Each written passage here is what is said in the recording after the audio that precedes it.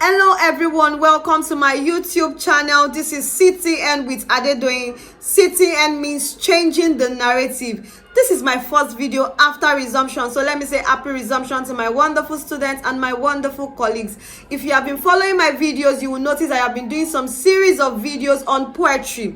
I have decided to tag this series of videos Meet the Poets, Their Poem, and My Perspective. Today you'll be watching the poem The Breast of the Sea by Cheney. And the interesting thing is that my students will be doing a critical analysis of this poem. Please do not forget to like, share, comment, subscribe to this channel, and hit the notification button to know when I upload more and more videos, because I will be uploading more videos. Now to the biography. Meet the poets. Cheney is a Sierra-Leonean poet, novelist, and journalist. Born on the 28th of June 1945. The poem The Breast of the Sea was published in 2008.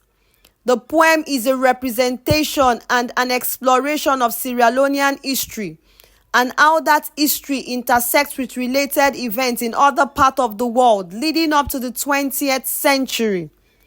The sea in the poem underscores the importance of ocean in Sierra Leonean history. The poem is organized in 3 stanzas of a number of 20 lines. It is a free verse that makes use of run-on lines. Now to the recitation. After a bloody century, the sea will run under its weight, somewhere between breast and anus. Filled with toxins, her belly will not yield new islands. Even the children of East Timor wish it so. The sea is only capable of so much histories. Noah's monologue, the middle passenger's cargo, Darwin's examination of the tortoise shifts, the remains of the Titanic, and a driver's story about how the coolant was being recaptured. Anything else is just a fractured chiller. But we cannot preserve after the sea's breast has washed itself clean of our painful glands. Truly, the sea's breast will console some exiles, even those short ones of Australia, drifters on a tired moon. But Sierra-Leone won't be what a raped woman's cry. Despite her broken back, this shaded garment. But you, oh sea, long-suffering mistress, have the balm to heal the wounds of her children, hand to foot the axe, and very river flowing into you. The poem I just recited is The Breast of the Sea. So now let us move into the subject matter of this poem. The Breast of the Sea is an African poem of nature which personifies the sea. It brings the sea as a woman who nurtures and consoles all the living creatures inside it. Also, the poet of this poem, Cheney, also ponders more on human experiences which are filled with series of war, colonialism, slavery, and many other painful experiences that brings down the ability of man's intellectual and physical power. This poem is an evocative poem with free and understandable stanzas. It's also filled with terms that has each symbols and meanings. For example, the sea.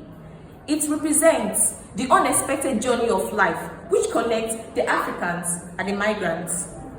The breast, as we all know, is the upper front part of a female's body. In the poem, it symbolizes nourishment, comfort of material needs.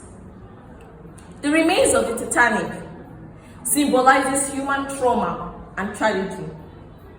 The middle passenger's cargo represents the translation of colonialism and slavery trade, while Aloe River symbolizes the flow of human culture and experiences.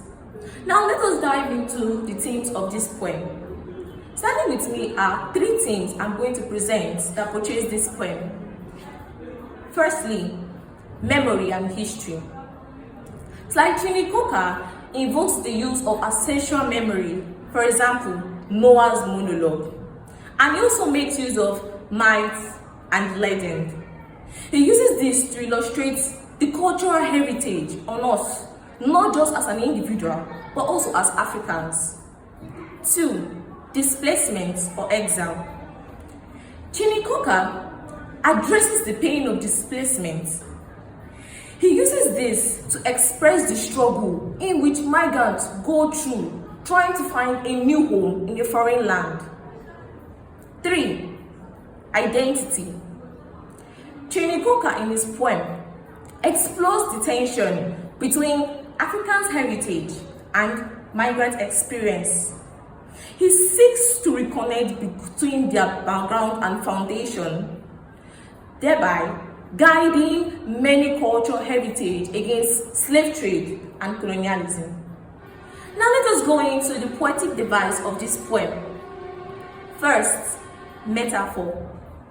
Cheney explores this to create connection between the Africans and the migrants. For example, see as history. 2. Allusion. He uses this poetic device to interpret the experience of human historically, which is either negative or positive. For example, Noah's monologue, like I said earlier, is an ancestral memory. And again, the remains of the Titanic. To recap our memory, the Titanic is a British ocean liner which sank on April 15, 1912. Cheney also makes use of historical questions in lines like, hand to foot the axe, Alvin River flowing into you. Personification. He makes use of this, pointing the sea as a human in this poem, like I explained earlier. For example, but you, O sea, long-suffering mistress. Let us now go into the tone, mood, and style of this poem. The tone and mood are passionate and expressive.